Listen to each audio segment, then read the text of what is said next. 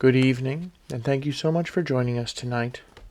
Tonight we have a wonderful story from Leo Tolstoy. The story is called The Coffee House of Surat. In the town of Surat, in India, was a coffee house where many travelers and foreigners from all parts of the world met and conversed. One day, a learned Persian theologian visited this coffee house. He was a man who had spent his life studying the nature of the deity, and reading and writing books upon the subject. He had thought, read, and written so much about God that eventually he lost his wits, became quite confused, and ceased even to believe in the existence of a God. The Shah, hearing of this, had banished him from Persia. After having argued all his life about the first cause, this unfortunate theologian had ended by quite perplexing himself, and instead of understanding that he had lost his own reason, he began to think that there was no higher reason controlling the universe. This man had an African slave who followed him everywhere. When the theologian entered the coffee house, the slave remained outside, near the door, sitting on a stone in the glare of the sun, and driving away the flies that buzzed around him. The Persian, having settled down on the divan in the coffee house, ordered himself a cup of opium. When he had drunk it, and the opium had begun to quicken the workings of his brain, he addressed his slave through the open door. "Tell me, wretched slave," said he, "do you think there is a God or not?" "Of course there is," said the slave, and immediately drew from under his girdle a small idol of wood. "There," said he, "that is the God who has guarded me from the day of my birth. Everyone in our country worships the fetish tree, from the wood of which this God was made." This conversation between the theologian and his slave was listened to with surprise by the other guests in the coffee house. They were astonished at the master's question, and yet more so at the slave's reply. One of them, a Brahmin, on hearing the words spoken by the slave, turned to him and said, "Miserable fool! Is it possible you believe that God can be carried under a man's girdle? There is one God, Brahma, and he is greater than the whole world, for he created it. Brahma is the one, the mighty God, and in his honor are built the temples of the Ganges banks, where his true priests, the Brahmins, worship him. They know the true God, and none but they. 1,000 score of years have passed, and yet through revolution after revolution, these priests have held their sway, because Brahma, the one true God, has protected them." So spoke the Brahmin, thinking to convince everyone. But a Jewish broker who was present replied to him and said, "No, the temple of the true God is not in India. Neither does God protect the Brahmin caste. The true God is not the God of the Brahmins, but of Abraham, Isaac, and Jacob. None does he protect but his chosen people, the Israelites. From the commencement of the world our nation has been beloved of him, and ours alone. If we are now scattered all over the earth, it is but to try us, for God has promised that he will one day gather his people together in Jerusalem. Then with the temple of Jerusalem, the wonder of the ancient world restored to its splendor, shall Israel be established a ruler over all nations." So spoke the Jew, and burst into tears. He wished to say more, but an Italian missionary who was there interrupted him. "What you are saying is untrue," said he to the Jew. "You attribute injustice to God. He cannot love your nation above the rest. Nay, rather, even if it be true that of old he favored the Israelites, it is now 1,900 years since they angered him, and caused him to destroy their nation, and scatter them all over the earth. so that their faith makes no converts and has died out, except here and there. God shows preference to no nation, but calls all who wish to be saved to the bosom of the Catholic Church of Rome, the one outside whose borders no salvation can be found. So spoke the Italian. But a Protestant minister, who happened to be present, growing pale, turned to the Catholic missionary and exclaimed, "How can you say that salvation belongs to your religion?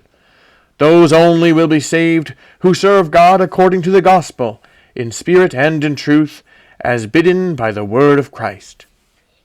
Then a Turk, an office-holder in the custom-house at Surat, who was sitting in the coffee-house smoking a pipe, turned with an air of superiority to both the Christians.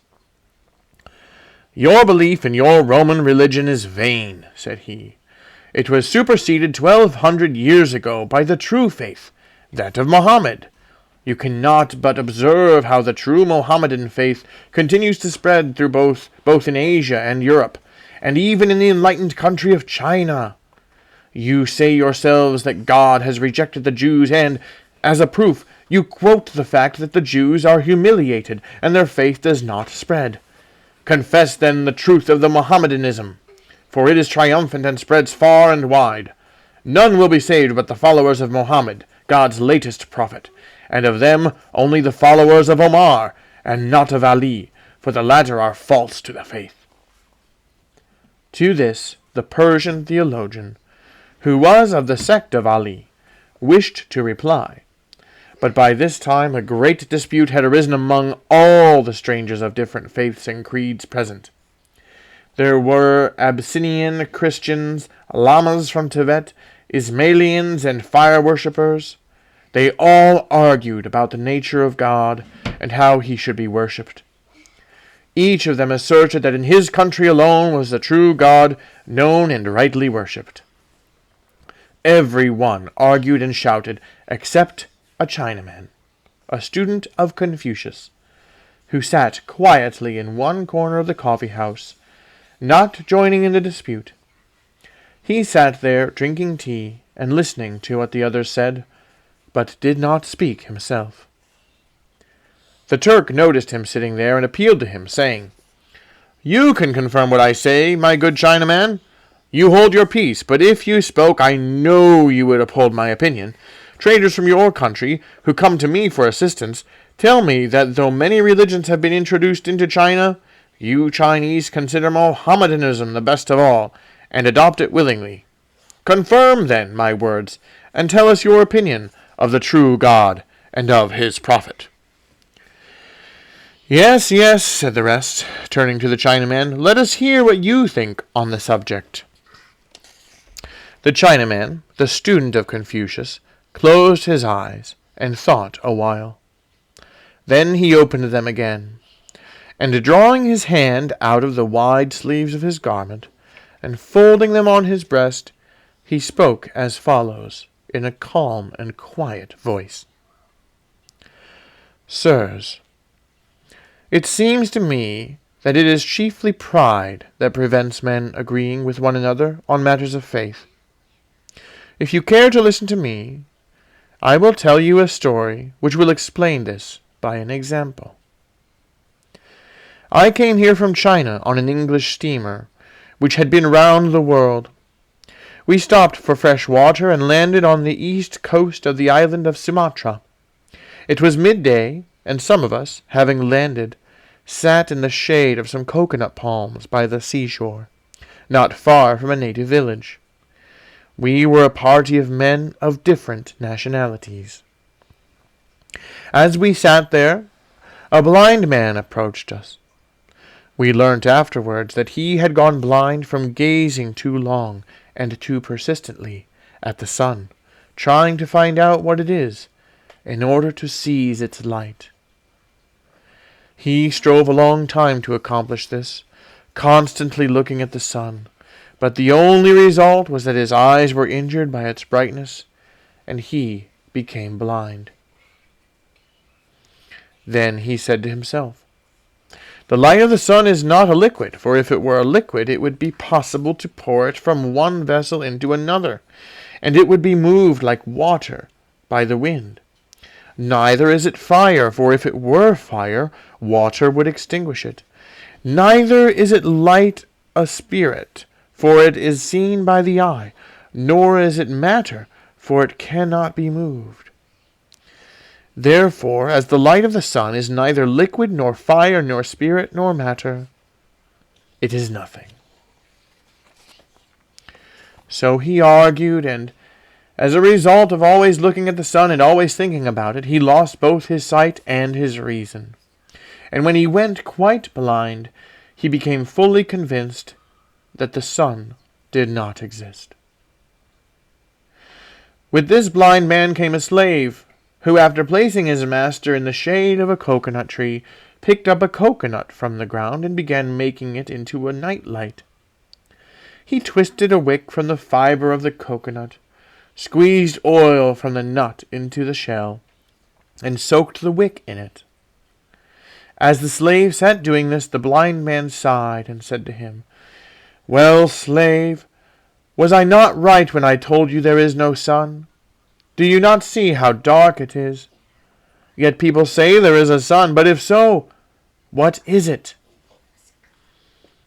"I do not know what the sun is," said the slave. "That is no business of mine. But I do know what light is. Here, I have made a night light, by the help of which I can serve you and find anything I want in the hut."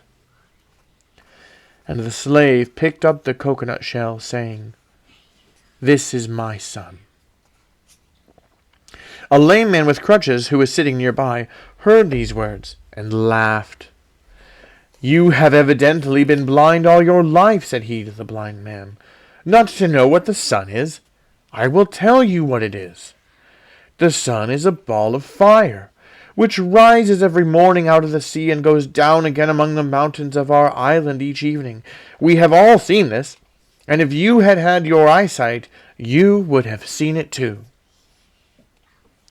A fisherman who had been listening to the conversation said, "It is plain enough that you have never been beyond our own island.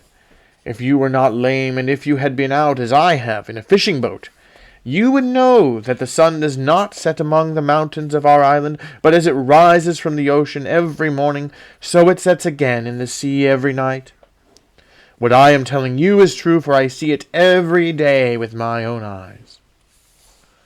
Then an Indian, who was of our party, interrupted him by saying, "I am astonished that a reasonable man should talk such nonsense. How can a ball of fire possibly descend into the water and not be extinguished? The sun is not a ball of fire at all. It is a deity named Deva, who rides forever in a chariot round the golden mountain, Meru.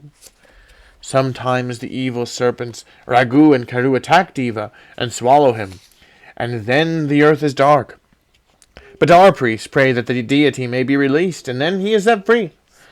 Only such ignorant men as you, who have never been beyond their own island, can imagine that the sun shines for their country alone."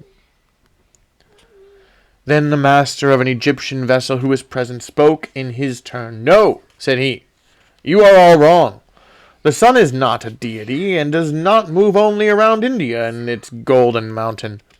I have sailed much on the Black Sea, and along the coasts of Arabia, and have been to Madagascar and to the Philippines. The sun lights the whole earth, and not India alone. It does not circle round one mountain, but rises far in the east, beyond the Isles of Japan, and sets far, far in the west, beyond the islands of England. That is why the Japanese call their country Nippon, that is, the birth of the sun. I know this well, for I have myself seen much, and heard more from my grandfather, who sailed to the very ends of the sea." He would have gone on, but an English sailor from our ship interrupted him. "There is no country," he said, "where people know so much about the sun's movements as in England. The sun, as everyone in England knows, rises nowhere and sets nowhere. It is always moving around the earth. We can be sure of this, for we have just been round the world ourselves, and nowhere knocked up against the sun. Wherever we went, the sun showed itself in the morning and hid itself at night, just as it does here. And the Englishman took a stick and, drawing circles on the sand, tried to explain how the sun moves in the heavens and goes round the world, but he was unable to explain it clearly, and pointing to the ship's pilot, said, "This man knows more about it than I do. He can explain it properly." The pilot, who was an intelligent man, had listened in silence to the talk till he was asked to speak. Now everyone turned to him, and he said, "You are all misleading one another, and are yourselves deceived. The sun does not go around the earth, but the earth goes around the sun, revolving as it goes and turning towards the sun in the course of each 24 hours, not only in Japan and the Philippines and Sumatra, where we are now, but Africa and Europe and America, and many lands besides. The sun does not shine for some one mountain, or for some one island, or for some one sea, nor even for one earth alone, but for other planets as well as our earth. If you would only look up at the heavens instead of at the ground beneath your feet, you might all understand this, and would then no longer suppose that the sun shines for you or for your country alone." Thus spoke the wise pilot, who had voyaged much about the world, and had gazed much upon the heavens above. So, on matters of faith, continued the Chinaman, the student of Confucius, it is pride that causes error and discord among men. As with the sun, so it is with God. Each man wants to have a special God of his own, or at least a special God for his native land. Each nation wishes to confine it in its own temples him who the world cannot contain. Can any temple compare with that which God himself has built to unite all men in one faith and one religion? All human temples are built on the model of this temple, which is God's own world. Every temple has its fonts, its vaulted roof, its lamps, its pictures or sculptures, its inscriptions, its books of the law, its offerings, its altars, and its priests. But in what temple is there such a font as the ocean, such a vault as that of the heavens, such lamps as the sun, moon, and stars, or any figures to be compared with living, loving, mutually helpful men? Where are there any records of God's goodness so easy to understand as the blessings which God has strewn abroad for man's happiness? Where is there any book of the law so clear to each man as that written in his heart? What sacrifices equal the self-denials which loving men and women make for one another? And what altar can be compared with the heart of a good man on which God himself accepts the sacrifice? The higher a man's conception of God, the better will he know him. And the better he knows God, the nearer will he draw to him, imitating his goodness, his mercy, and his love of man. Therefore, let him who sees the sun's whole light filling the earth refrain from blaming or despising the superstitious man, who in his own idol sees one ray of that same light. Let him not despise even the unbeliever who is blind and cannot see the sun at all.